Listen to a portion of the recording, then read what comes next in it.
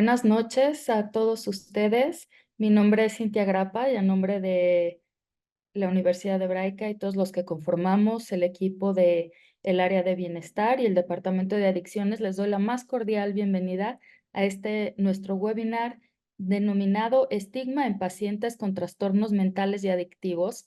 Y esta noche tenemos un honor muy grande de poder compartir este espacio con el doctor Alonso Gutiérrez Novelo, nuestro jefe de departamento del área de adicciones.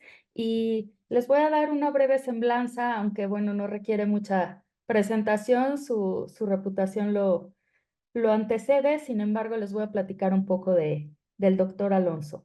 Alonso es médico cirujano egresado de la Facultad de Estudios Superiores, Iztacala, de la Universidad Nacional Autónoma de México, con especialidad médica en psiquiatría por el Instituto Nacional de Psiquiatría Ramón de la Fuente Muñiz y posgrado de alta especialidad en manejo de adicciones por el Instituto Nacional de Psiquiatría Ramón de la Fuente Muñiz y la Universidad Autónoma de México.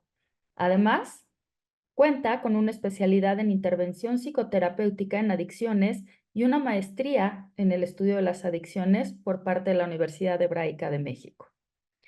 Ha sido custodio clase A de AA Sección México, donde se encargó del Comité Permanente de Instrucciones Hospitalarias.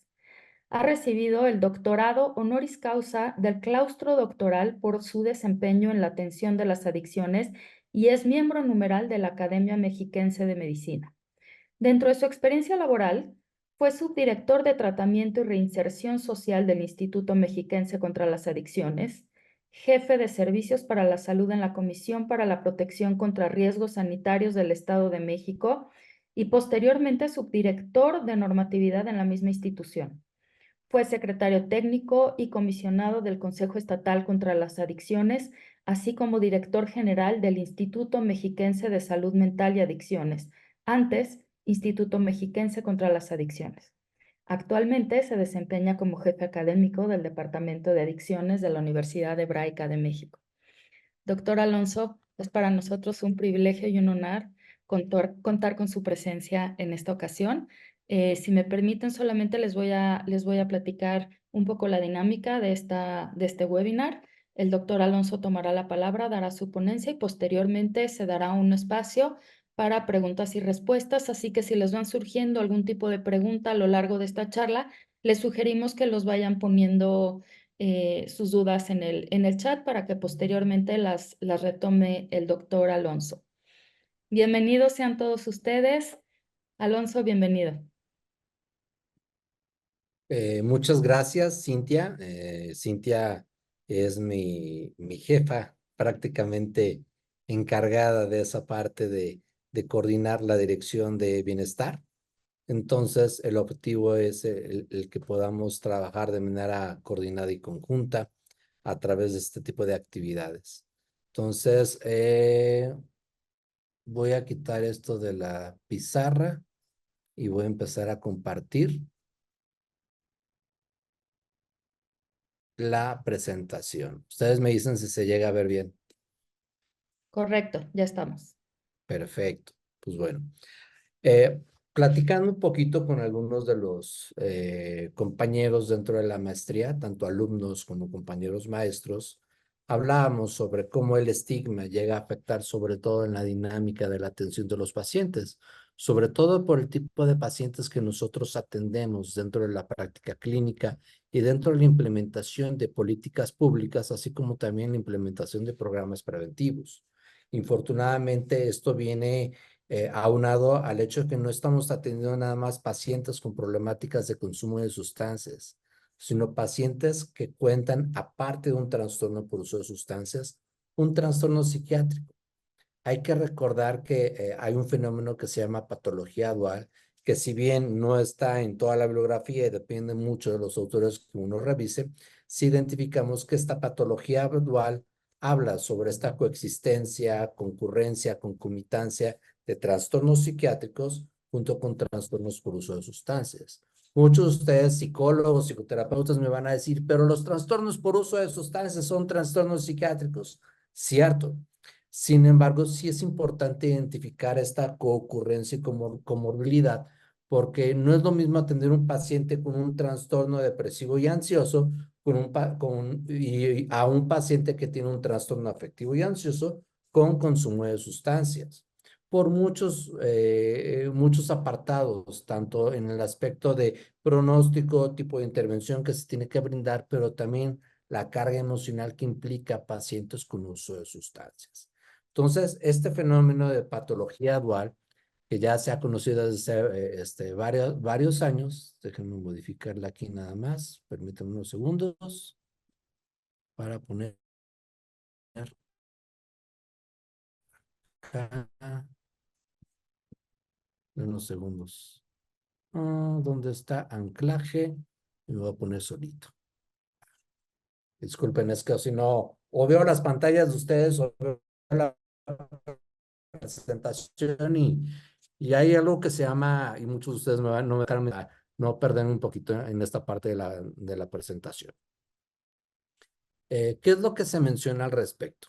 Hay muchos casos en los cuales la problemática por consumo de sustancias junto con la problemática psiquiátrica pues va muy de la mano. Algunos autores mencionan que de 10 pacientes que tienen una problemática psiquiátrica, 7 de ellos van a tener alguna problemática de consumo de sustancias y viceversa. De 10 pacientes que tienen algún trastorno por uso de sustancias, entre 7 y 8 llegan a presentar alguna sintomatología afectiva o ansiosa. Por eso es importante y relevante el poder trabajar este tipo de fenómenos como sería la patología dual. Hay también otros elementos que se tienen que revisar. Por ejemplo, hay un modelo de factores comunes en los cuales cuando hablamos de aproximaciones etiológicas tratamos de identificar qué fue lo primero que se presentó. Sí, la cuestión del trastorno psiquiátrico o el trastorno por uso de sustancias. Los dos tienen factores genéticos, factores ambientales, factores que van a influir de una u otra manera a que se presenten independientemente que uno sea la causa de otro. Pero también hay otros en los cuales, el modelo número 2, en el cual una persona que tiene un trastorno mental, llámese un trastorno depresivo mayor, utiliza el consumo de la sustancia, como por ejemplo el alcohol o por ejemplo la cocaína o algún otro tipo de psicoestimulante para compensar la sintomatología o viceversa, ¿no? Para personas que tienen un trastorno por uso de sustancias, que la misma sustancia, al presentarse ya una dependencia, se llegan a presentar cierto tipo de problemáticas a su alrededor que conllevan a la presencia de un cuadro depresivo o ansioso. O también modelos bidireccionales en los cuales a veces no sabemos qué fue primero o qué fue después, pero que ambos van a influir en la presencia del otro. Esto es más que nada como una introducción para hablarles con respecto a esta situación de la patología dual y cómo esto es importante en el tema que vamos a revisar el día de hoy, que es precisamente el de estigma. ¿Qué es estigma? Es un atributo que es profundamente devaluador, que degrada y rebaja a la persona portadora del mismo. Goffman desde el 63 mencionaba esta definición que sigue siendo muy vigente, en la cual el estigma conlleva sentimientos de vergüenza, de culpabilidad, de humillación en la persona que la recibe, que es, digamos que, blanco de esta parte del estigma. Y se inicia a partir de varias señales que generan los estereotipos y que suelen estar basados en prejuicios y que obviamente llevan a la parte de discriminación. Entonces ya vemos que el estigma es el conjunto de elementos como son estereotipos, prejuicios y discriminación. Es importante identificar porque a veces llegamos a considerarlos como sinónimos entre todos estos, pero es importante identificar cuáles son las esencias y las características de cada uno de ellos. Estereotipos, por ejemplo, se basan en los conocimientos que tiene uno con respecto a una problemática en particular. Los prejuicios son las emociones y la discriminación es el comportamiento. Voy a pedirle a alguien que esté en el chat. Este, ok, empezamos con las preguntas. Perfecto. Hablar de patología dual, Braulio comenta, cada vez es más común, realmente es más relevante y me parece que es menester investigar de qué tipo es. Efectivamente, como menciona Braulio, es importante identificar de dónde viene uno del otro y es parte de lo que buscamos a través de un programa de intervención no solo de corte cognitivo-conductual, sino psicodinámico, Braulio, porque podemos pensar en los programas de intervención cognitivo-conductuales que se brindan en los centros comunitarios de salud mental y adicciones o en las clínicas de CIJ o a veces la misma práctica clínica privada que realizan algunos terapeutas en los cuales en la parte cognitivo-conductual se limita nada más a la parte de cómo es el síntoma, cómo se manifiesta y cómo se contiene. Y la comprensión base del fenómeno a través de la integración de aspectos psíquicos que permiten la comprensión de dónde viene el problema, nos permiten el poder intervenir de manera mucho más asertiva en sus pacientes. Ahora, agrega esa parte de la complejidad de la psique de un paciente con trastorno psiquiátrico y trastorno adictológico en el contexto del estigma y la discriminación, en la cual precisamente hay elementos que son esenciales para comprender, porque tenemos pacientes usuarios de sustancias que ya por el hecho de ser usuarios de sustancias tienen una X, un tachecito sobre su rostro. Y agrégale que la sociedad mexicana no es muy comprensible con las personas que tienen depresión, ansiedad, en donde creen que echándole ganas se pueden quitar los problemas, pues tenemos elementos que componen más esta parte del estigma.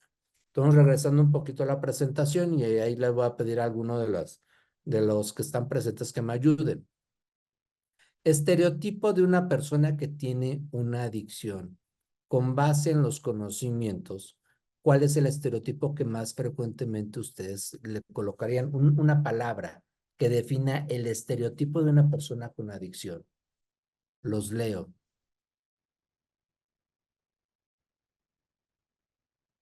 Delincuente, por supuesto.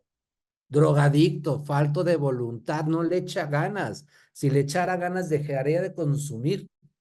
¿Qué más? ¿Alguien más que quiera?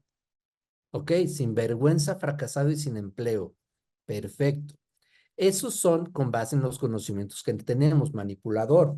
Y eso en algunas ocasiones no solo son estereotipos que establecen las personas de la sociedad, perdedor, por supuesto, sino también estereotipos que establecen hasta los mismos especialistas de la atención de la salud, ¿no? Y a veces hasta de la salud mental.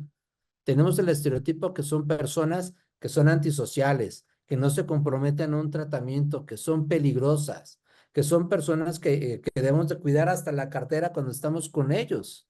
Y obviamente esto implica el que la forma en la cual los atendemos, la forma en la cual los intervenimos, pueden estar influenciados por estos estereotipos.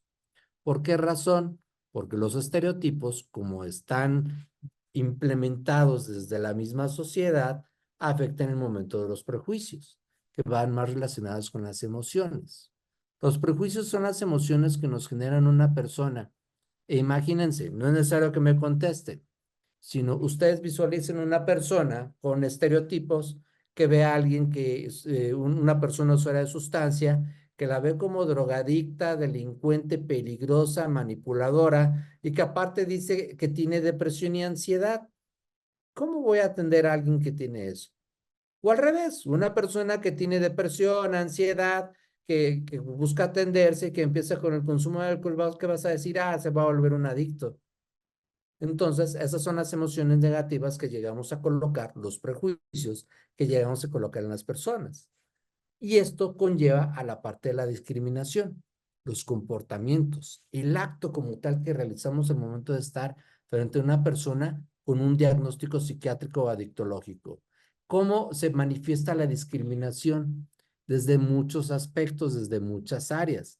Por ejemplo, en el servicio de urgencias, llegan casos en los cuales, aquí voy a utilizar el ejemplo que me está dando Braulio, llegan casos en los cuales tienen intoxicación grave. Yo como médico general, quiero pensar que no son todos los médicos generales, pero yo como médico general que tengo mis estereotipos y tengo ahí los prejuicios, digo, tengo dos pacientes, una paciente que llega por un problema de intentos suicidas y un paciente que llega por una descomposición hemodinámica, tiene un cuadro hipertensivo. Prefiero yo atender a la persona que quiere vivir a la persona que se quiere quitar la vida. porque mis estereotipos de las personas con depresión es de que son personas que no quieren seguir viviendo. Las emociones que me generan mi prejuicio es de que no, ¿por qué voy a atender a alguien que no quiere vivir? Para eso estudié tanto, para que alguien que no quiere vivir lo saque de la depresión o lo saque del intento suicida que está presentando. Y mi discriminación es atiendo primero a la otra. Mejor pónganle una inyección, una alemana. Algunos que son médicos me entenderán qué es eso, que son inyecciones de solución fisiológica o hasta de alcohol para para que le dé un chorro de dolor y que se le quite le estar haciendo dramas de que se quiere quitar la vida. O personas que llegan con una intoxicación etílica, que dices, yo no voy a atender al borracho. Y atendemos y encontramos hasta acciones de discriminación, ni siquiera en los servicios de urgencias de los hospitales, sino también en las entradas de los hospitales, donde los vigilantes la hacen de triage, de acción de identificar cuáles son los pacientes que merecen ser atendidos o no, y dicen, uy, no, aquí no se atienden borrachitos y terminan refiriéndolos a otro lado o simplemente evitándoles la atención. Y efectivamente, esto va en contra de los derechos humanos y por lo tanto, obviamente, afecta la dinámica de atención que llevan este tipo de pacientes.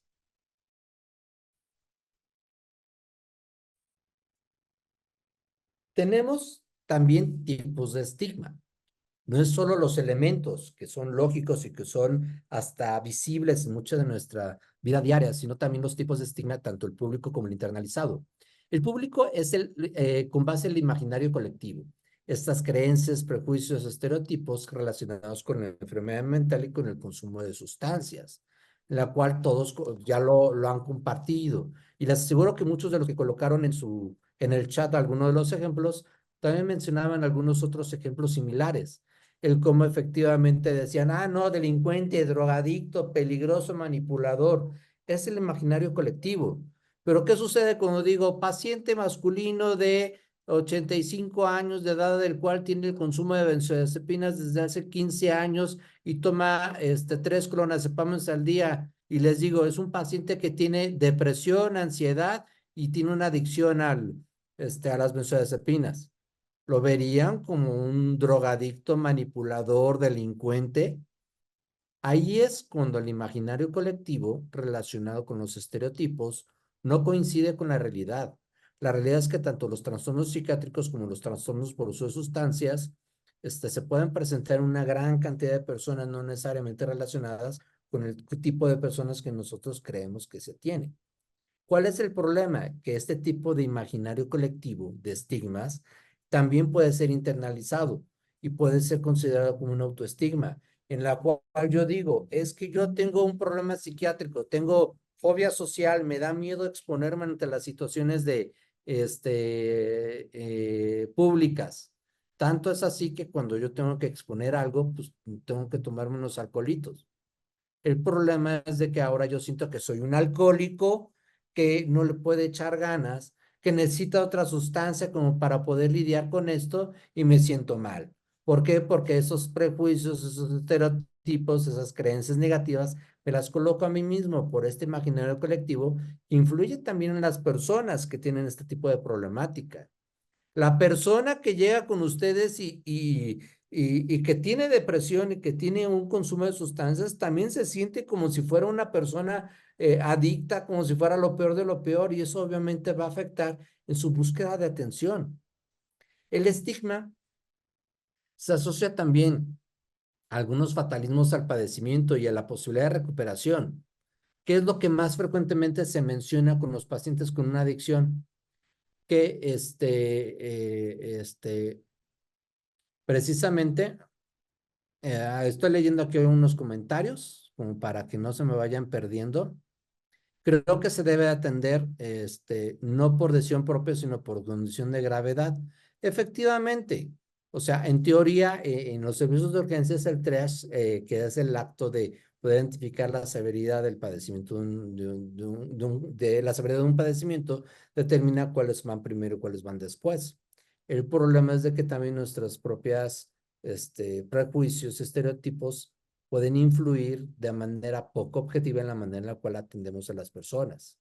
Y esto obviamente quita esa objetividad que debe tener un clínico en el momento de atender una situación de emergencia.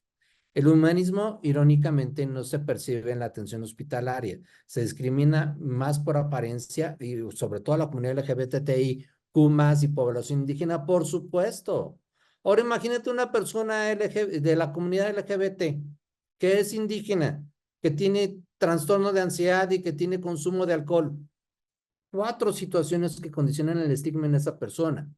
Entonces, pues, sí, tenemos una situación en la cual el estigma llega a ser mucho más exacerbado y puede afectar en la forma en la cual la persona busca atención. No solo eso, sino que también las personas que se encargan de la atención de ese tipo de pacientes pueden considerarlos que no tiene sentido invertir en su rehabilitación. Hasta la misma familia puede decir, uy, nunca se le va a quitar. Es que es gay y eso es una enfermedad. Obviamente no es una enfermedad, pero así es el estigma que se presenta en las personas que tienen que son gays, que son parte de esta comunidad. Y aparte tiene consumo de sustancias, y aparte tiene depresión por la misma situación que está viviendo. Y lo que recibe son rechazos por parte de la misma sociedad. ¿Cuál es el inconveniente? Que obviamente cuando se presentan estos dobles estigmas, la tasa de suicidio en pacientes se puede llegar a incrementar. Hablando como ejemplo, los pacientes con esquizofrenia. Los pacientes con esquizofrenia llegan a tener una tasa de suicidios mucho mayor que la población en general. Y un hallazgo que se ha identificado es que los pacientes con esquizofrenia normalmente llegan a presentar cuadros depresivos,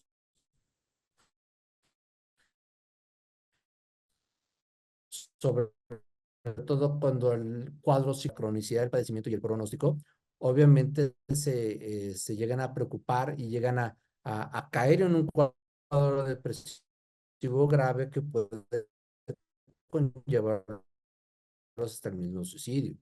Por eso es importante identificar no solo aspectos de sino también aspectos de depender del tipo de padecimiento.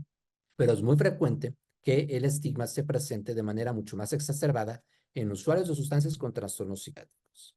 La gran mayoría de políticas de instituciones obstruyen, obstaculizan oportunidades de grupos marginados para recibir el tratamiento oportuno. Lo mismo que mencionaban en el chat, personas que son de población indígena que tal vez valga la pena que en algún momento también tome la oportunidad de que podamos hablar sobre poblaciones vulnerables, LGBT y población indígena, que es parte de los temas que también se trabajan en la maestría en estudio de las adicciones, sobre los programas de intervención a estas poblaciones vulnerables en particular. Pero vaya, la gran mayoría de las políticas públicas que actualmente se dan en muchos países, lo que buscan es limitar un poquito la atención de los pacientes marginados, pacientes con un problema psiquiátrico. Ustedes no me dejarán mentir y en algunos países así es. En vez de ofrecerles hospitales psiquiátricos de calidad o servicios de psiquiatría en los mismos hospitales generales, lo que hacen es mandarlos a granjas, hospitales psiquiátricos que están en lo más perdido, en el rincón más lejano, y es en donde reciben atención porque no queremos verlo los pacientes psicóticos.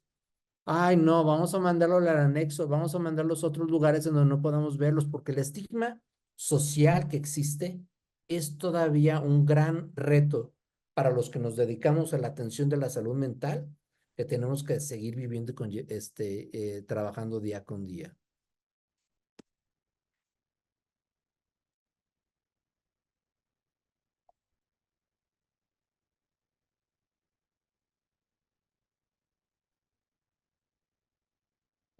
De cada 4 personas de 18 a 65 años de edad presentan trastornos mentales. El problema es que de estos, solo 1 de cada 5 reciben algún tipo de atención especializada.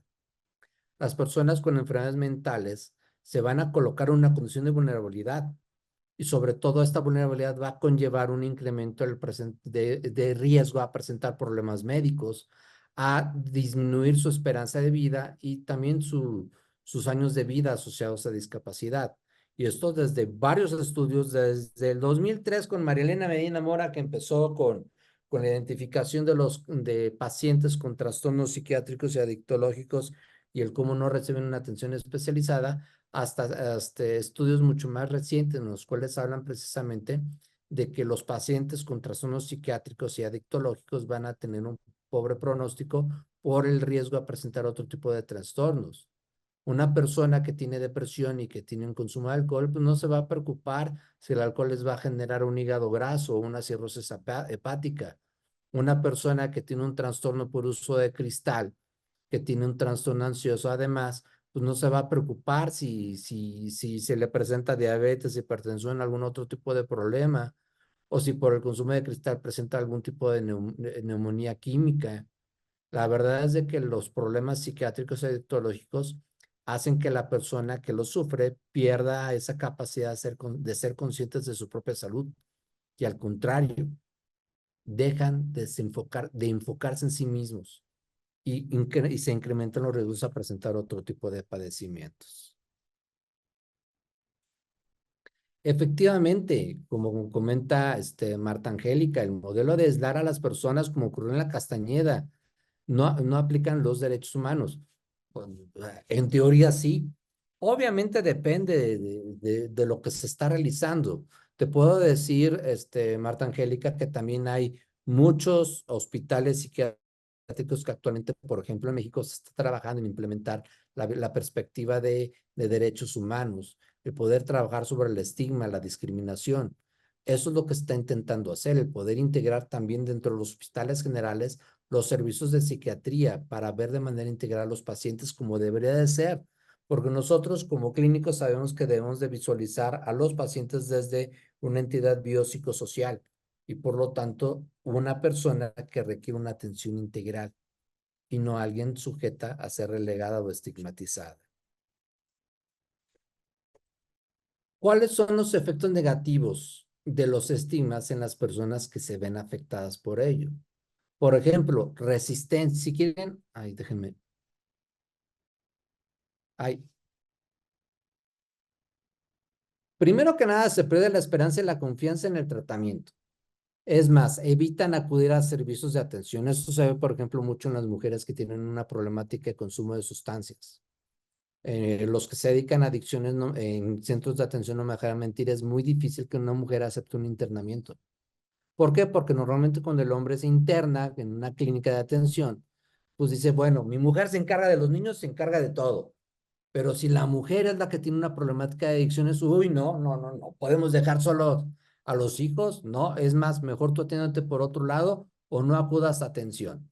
¿Qué va a decir la gente? ¿Qué va a decir mi suegra? ¿Qué va a decir mi familia si saben que yo tengo un problema de alcoholismo como mujer, si es la que me tengo que encargar de las cosas de la casa? Está más normalizado que la problemática de consumo de sustancias, hasta la problemática psiquiátrica se pueda presentar más en los hombres que en las mujeres. Esto poco a poco va cambiando. Ha habido cada vez más y más sensibilización sobre el tema de salud mental en las mujeres y actualmente muchas mujeres son las que reciben ayuda y buscan ayuda de primera instancia. Hay una resistencia también por parte de cuando la identidad se ve afectada. Pues los estigmas promueven resistencia a buscar la ayuda necesaria, sobre todo cuando uno se llega a considerar hasta como una persona que no vale la pena que se invierte en ellos, que si mi mujer me dejó porque soy un alcohólico horrible, entonces pues ni siquiera voy a buscar ayuda. Y hay una descalificación, hay una percepción en la cual los recursos que están destinados para mí no los merezco porque yo soy un adicto, porque yo tengo estigma sobre mi persona, porque hay temor, duda, rechazo. Es más, ni siquiera le quiero decir a nadie el que tengo una problemática y ni siquiera busco ayuda porque no sé cómo van a recibir las personas a mi alrededor. Por lo tanto, me voy a aislar y voy a tener sentimientos de culpa que van a generar que yo no solo busque atención, sino que mi cuadro se vaya empeorando, mi consumo se vaya exacerbando y mi pronóstico sea mucho más pobre.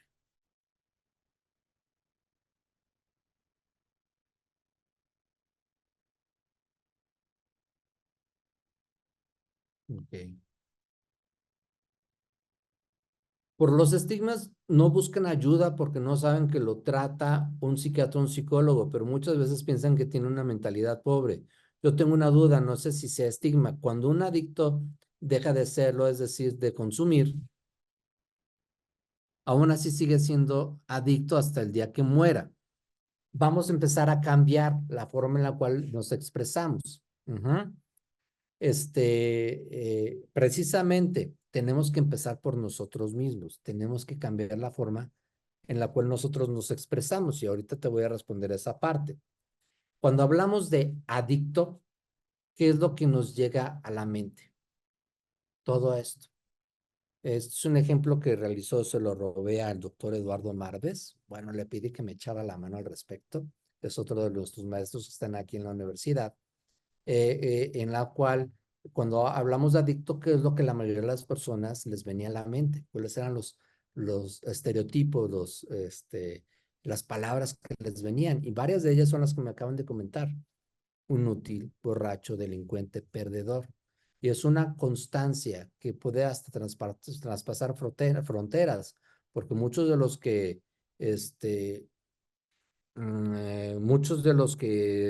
nos ven ahorita vienen de otros países, no me dejarán mentir, es algo muy coincidente.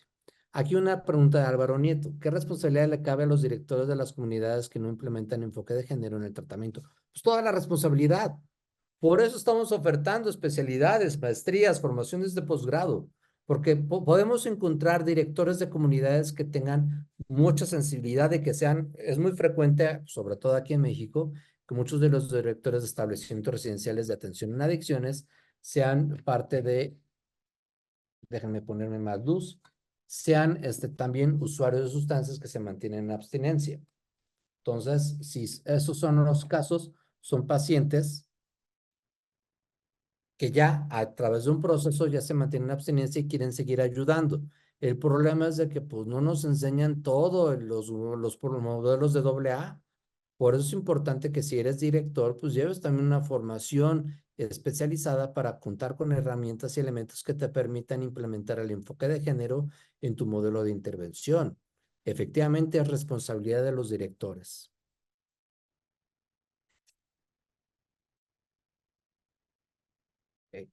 Otro de los elementos, y también lo acabo de comentar, Enrique, muchas veces se aíslan por decisión. Es más impactante cuando son aislados por personas, por supuesto, pero también en muchas ocasiones ellos, como se consideran inútiles, delincuentes, perdedores, teporochos, buenos para nada, ni siquiera buscan la atención. Entonces, obviamente el estigma también va a ser muy elevado. Yo dije hace rato, las mujeres, por supuesto, por la perspectiva de género. Y actualmente está muy de moda hablar sobre perspectiva de género, pero tampoco hay que olvidar que dentro de la perspectiva de género también tenemos que hablar del género masculino, en la cual cuando hablamos de los hombres, 1 de cada 4 hombres se suicidan. 1 de cada 2 no hablan con nadie sobre sus problemas, porque yo soy el hombre macho que no puedo hablar sobre mis emociones. No me puedo colapsar en frente de los demás, ni llorar, ni afligirme, ni nada por el estilo, porque es de pocos hombres el que hablemos de las emociones. Y esto obviamente evita, y es parte del estigma, evita que busquen algún tipo de atención.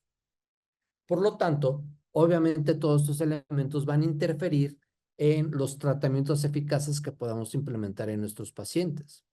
No solo eso, también en los tomadores de decisiones de políticas, ya que estos estigmas pueden interferir en la forma en la cual se implementan programas preventivos en las escuelas, en los lugares de trabajo, en la comunidad. En las escuelas, uy, no le voy a dar atención a ese niño que lo encontré fumando marihuana. Es un niño marihuano. Hay que expulsarlo de la escuela. ¿Dónde está el programa de intervención que se le debe brindar a ese niño? ¿Por qué consume? ¿Qué lo llevó al consumo? ¿Cómo atender ese consumo? ¿Y cómo implementar políticas y estrategias preventivas dentro de la escuela? Es que este señor me vino borracho otra vez, le voy a rescindir el contrato. ¿Por qué llega con consumo de alcohol? ¿Qué es lo que está pasando? ¿Cómo está afectando su desempeño? Tal vez sea un muy buen trabajador, pero que no ha tenido la oportunidad de trabajar la parte emocional o psiquiátrica. Tal vez una persona que disminuyó su rendimiento laboral porque tiene un problema de depresión o de ansiedad. O en la misma comunidad, cómo implementar programas de sensibilización para trabajar y atender este estigma, para buscar que las personas conocedoras de una problemática psiquiátrica o adictológica busquen la atención. Una persona que ve que los trastornos mentales son estigmatizados podrá sentir vergüenza y ser renuente a buscar tratamiento. Lo hemos repetido una y otra vez. Esto va a afectar en la búsqueda de atención. En muchas ocasiones los apoyos sociales para la recuperación podrían no ser adecuados en una comunidad que estigmatiza la salud mental. Yo como político, pues no veo como mucho punch el que yo ayude a los teporochos que están ahí en el centro de la ciudad. Mejor lo que voy a hacer es colocar más patrullas para que no se acerquen al centro de la ciudad y voy a recibir el aplauso de la gente.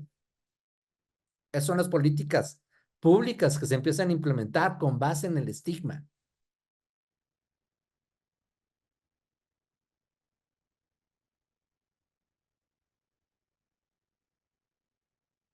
Expulsar a los menores de las escuelas se convierte en un factor de riesgo importante, por supuesto. Uno de los elementos, y no me dejan mentir, los factores protectores que pueden ayudar a que una persona no empiece con un tema problemática de consumo de sustancias es la escuela. Ahora, ¿qué pasa si de la misma escuela te estigmatizan y te expulsan? Ujú. Entonces, el trabajo con la familia es importante. Alanon es uno de los elementos, efectivamente, Verónica, que ayuda a la sensibilización de los familiares y la identificación oportuna de estrategias para que puedan ayudar a poder permitir que la persona mantenga una abstinencia. Obviamente ustedes me van a decir, bueno, es que tenemos que hablar también sobre la codependencia, es otro tema, porque también es más importante hablar sobre los otros significativos, los otros significantes o el otro significativo, que son elementos que también son esenciales para implementar programas y políticas públicas de atención integral. La gente, esto es un estudio que se realiza, les leo porque está la letra muy chiquita. Es una investigación del estigma en individuos que reciben tratamiento por uso de sustancias que se publicó en Addictive Behaviors ya en el 2007, en el cual les preguntaban a las personas que acudían a una atención, ¿qué tantos de esos 100 personas, bueno, de esas personas que participaron, de ese 100% de personas, cuántas recibieron algún trato distinto cuando supieron que tienen un problema de adicciones? 60% de las personas alrededor los trataron distinto. 46% les tenían miedo. 45% de los que participaron en el programa, algunas de sus familiares los abandonaron. 38% de los que participaron en el programa, algunos de sus amigos lo rechazaron y 14% de ellos perdieron el trabajo o recibieron salarios mucho más bajos por el estigma que presentaban estos mismos pacientes.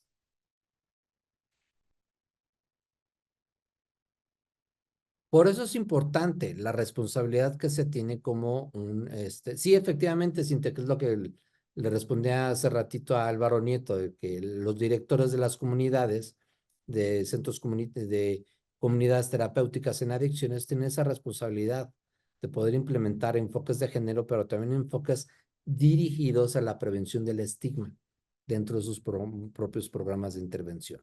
Ajá. La guerra contra las drogas, la guerra contra las personas, los consumos datan de hace 7,000 años, se intoxican con frutas. Sí, Braulio, podemos pasarnos aquí otras 10 horas hablando sobre cómo el consumo de la sustancia está dentro de la misma sociedad y efectivamente no es algo que nos quite nuestra humanidad, es algo que tenemos que identificar para poderle brindar la atención integral. Ahora, no crean que no me he olvidado de esa pregunta sobre el adicto y si deja de ser adicto o no. Hay que diferenciar entre lo que es ser un trastorno por uso de sustancias, llámese adicción, a alguien que consume de manera experimental, a alguien que consume de manera ocasional o que tiene un consumo frecuente o simplemente tiene un consumo perjudicial, que si no se atiende, obviamente puede conllevar a un trastorno por uso de sustancias. Esto no es una secuencia. Hay personas que tienen consumos experimentales y no llegan al consumo ocasional, o personas que se quedan en el consumo ocasional, dependiendo del tipo, obviamente, de sustancia. Cuando hablamos de alcohol, de tabaco, de marihuana, es mucho más frecuente que podamos encontrar personas que presentan un consumo ocasional o hasta frecuente, sin que lleguen a un trastorno por sus sustancias.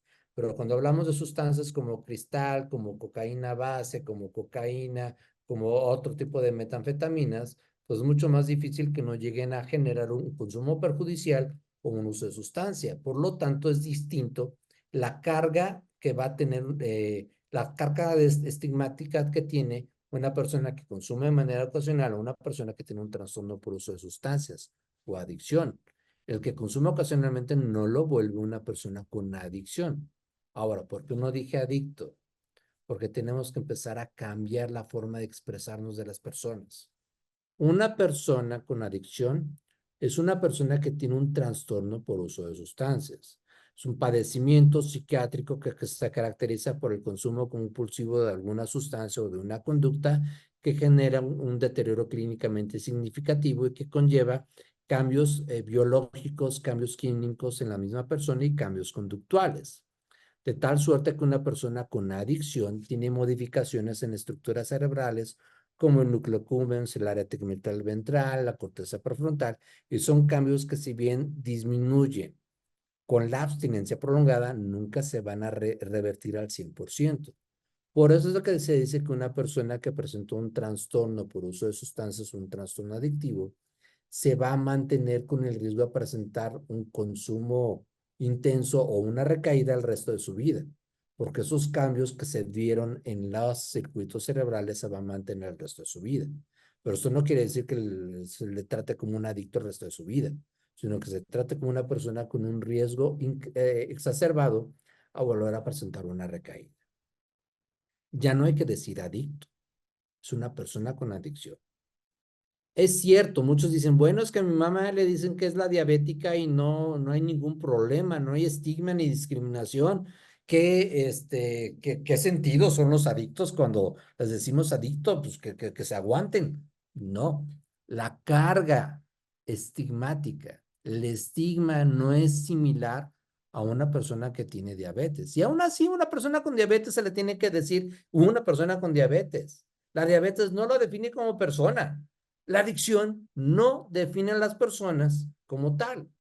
Una persona que tiene una adicción es una persona con un padecimiento, no un adicto, no un drogadicto, no un T por 8. Hay que empezar a cambiar también el lenguaje, en la forma en la que nos expresamos de las personas. En vez de adicto hay que hablar como una persona con trastorno por uso de sustancias. En vez de decir exadicto, persona en recuperación o persona en abstinencia. En vez de decir abusador de alcohol o de marihuana, es una persona que presenta un consumo nocivo perjudicial. En vez de enfermo mental, trastornado, perturbado, psicópata, loca, es una persona con un trastorno mental y hay que quitarle el estigma a esto. En vez de decir es que estoy sucio o estoy limpio, es decir, si tengo o no tengo consumo en estos momentos. También en la forma en la cual nosotros nos referimos a nuestros pacientes, es el estigma que les llegamos a colocar. Ok, sigo respondiendo algunas preguntas porque ya se me juntaron.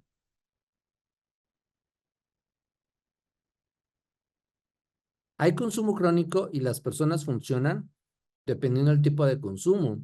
Hay, por ejemplo, te digo, hay personas que tienen un trastorno por uso de marihuana y que funcionan de manera parcial. No siempre funcionan como uno se esperaría, porque inevitablemente la marihuana va a generar un deterioro cognitivo leve, pero no va a ser catastrófico. El problema es de que a veces los consumos crónicos no se quedan nada más con un consumo en particular, una cantidad de consumo en particular. En muchas ocasiones se presenta el fenómeno de tolerancia y por lo tanto empiezan a incrementar el consumo y pueden llegar a presentar ya consumos significativos que van a afectar en su funcionamiento. Entonces es difícil, pero sí es importante identificar cada caso de manera individual y personalizada. Enrique aquí comparte, ciertamente como lo decía usted hace un rato, la manera en que las diferentes políticas públicas estigmatizan desde niños y jóvenes, estudiantes como adultos con problemas de consumo de adicción y no se encuentran políticas de ayuda, mucho menos para prevención, efectivamente. Políticas centradas en la realidad que viven nuestros pacientes. Eso es lo que se tiene que trabajar. Antes decían hasta los médicos las palabras de adictos, lo siguen diciendo los médicos. Por eso tenemos que cambiar la forma en la cual nos expresamos. Obviamente,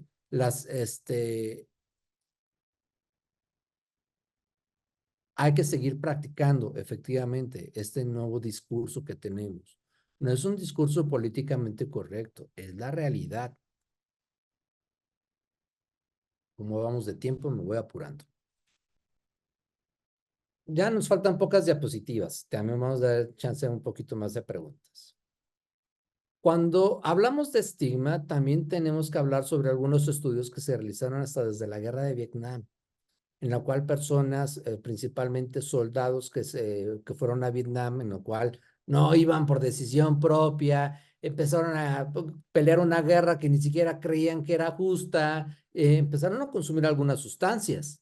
empezaron a presentar consumo principalmente de heroína, consumo de alcohol de manera problemática, y cuando regresan a Estados Unidos, lo que ven es de que son personas estigmatizadas y discriminadas, no solo por el hecho que hayan sido soldados en una guerra que consideraba la mayoría del país como injusta, sino también por consumo de sustancias, o bien el mismo estigma en estas personas incrementaba el riesgo al consumo de sustancias al presentar cuadros depresivos y ansiosos. ¿Cuál es la cuestión? Que también aquí tenemos en México una guerra contra el narcotráfico, en la cual personas que se dedican al cultivo son tratadas como narcotraficantes, personas que sufren la situación de violencia, la situación ambiental que los conlleva a que funjan como halcones o que funjan como narcomenudistas, los colocan en una situación de estigma e incrementa el riesgo de presentar cuadros afectivos ansiosos por una mala atención que se les llega a brindar.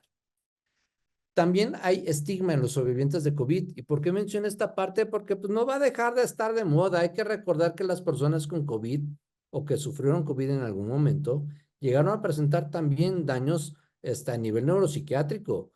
El mismo COVID generaba neurotoxicidad por citocinas, inflamación, problemas de coagulación, se presentaban pequeños eventos tromboembólicos que conllevaban al deterioro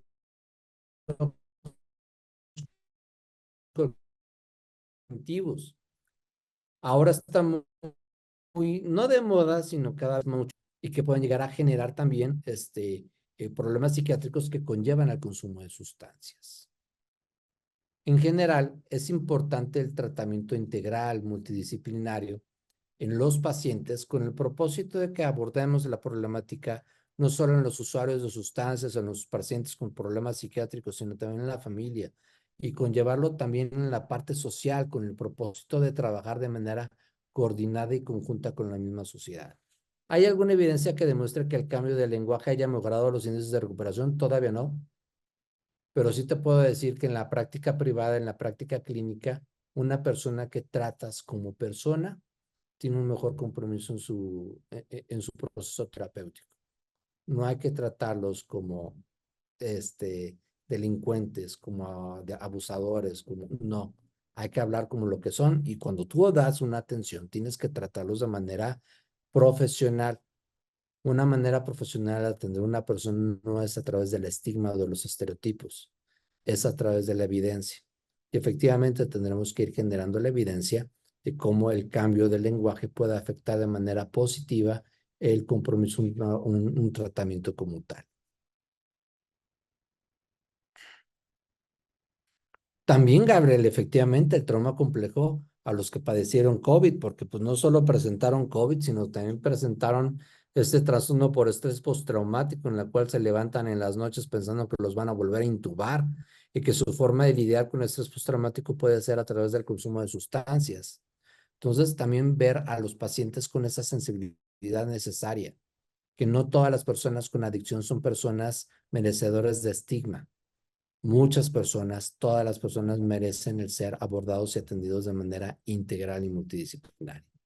Como parte de las ideas generales, es importante identificar que tanto como la comprensión del fenómeno de estigma va a influir no solo en el ámbito personal, sino también en el ámbito profesional. En el ámbito personal, pues cada quien tiene sus opiniones, cada quien tiene su misma ética, sus propios valores, y determinan qué tanto pueden o no pueden estigmatizar a las personas. Yo nunca he creído que el estigma sea el camino de poder generar convencimiento en las personas de ver una atención. Pero también está en la parte profesional, que tanto el estigma que nosotros tenemos como profesionales de la salud mental puede influir en la forma en la cual intervenimos o atendemos a los pacientes. Yo les voy a compartir algo. Yo soy psiquiatra adictólogo. Muchos psiquiatras, muchos compañeros psiquiatras me mencionaban, pero ¿por qué adicciones? Son pacientes que recaen constantemente, van a pensar que no eres bueno porque van a recaer, y además son bien manipuladoras, todos son sociópatas, antisociales. El estigma también está en los niveles académicos más elevados.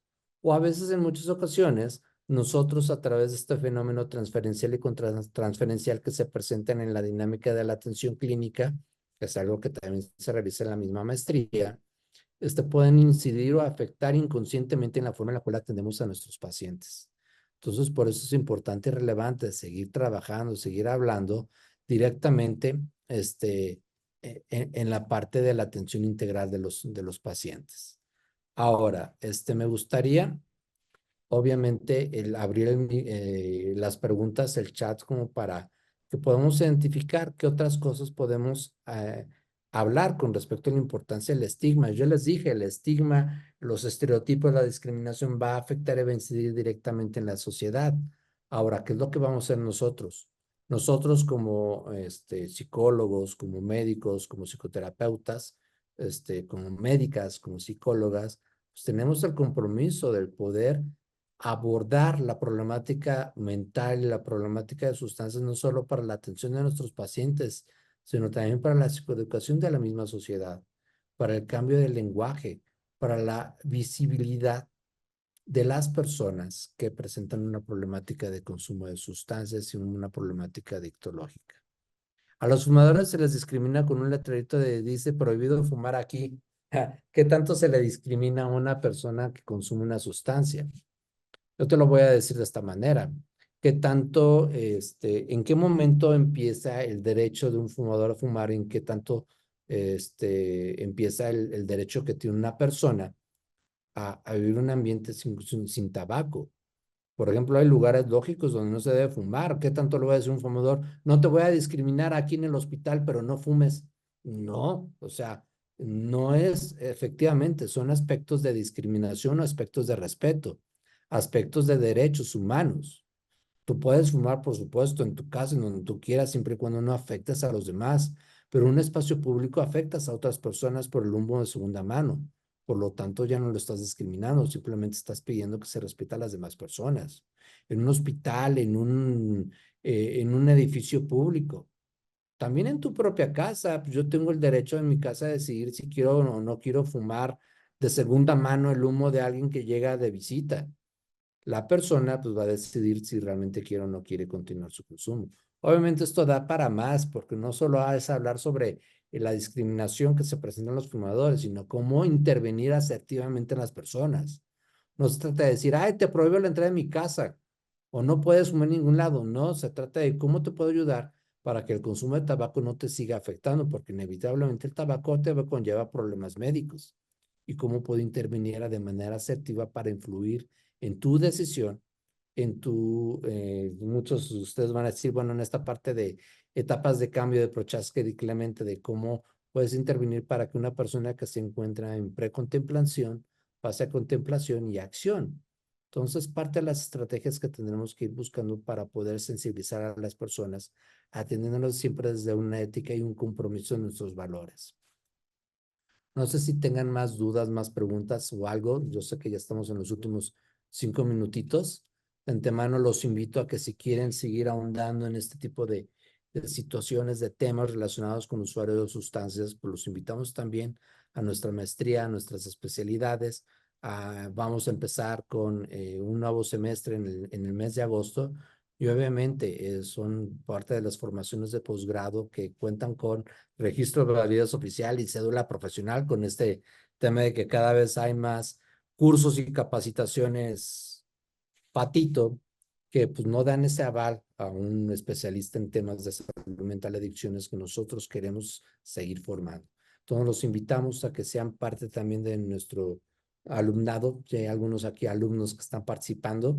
Braulio, por ejemplo, es uno de nuestros alumnos de primer semestre que no les dejará mentir, junto con otros alumnos que seguramente están por ahí. Es esencial poder visualizar a las personas con adicción como pacientes que requieren y sobre todo como personas que requieren una atención humana, y que en muchas ocasiones el objetivo no es nada más la abstinencia, es la reducción del daño, la intervención oportuna desde la parte preventiva, clínica, hasta, ¿por qué no?, políticas públicas que permiten una atención integral. Entonces voy a darle una última revisada a las preguntas.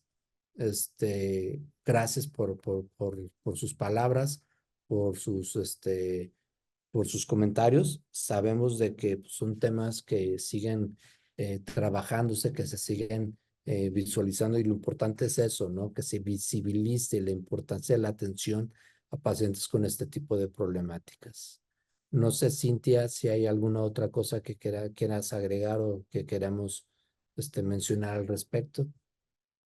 Nada, darte las gracias por tan extraordinaria y relevante plática, darles las gracias a todos ustedes por su interés y nuevamente darles la bienvenida a nuestros programas oficiales, como es nuestra maestría que comenzamos en agosto, como los invitamos también a estar pendientes de todos nuestros programas de educación continua que también estamos lanzando y estamos por lanzar en las próximas semanas. Gracias, buenas noches. Gracias, Alonso. Cuídense mucho. Espero verlos en clases, en nuestras aulas, en la institución. Quedamos a sus órdenes. Que tengan buena noche.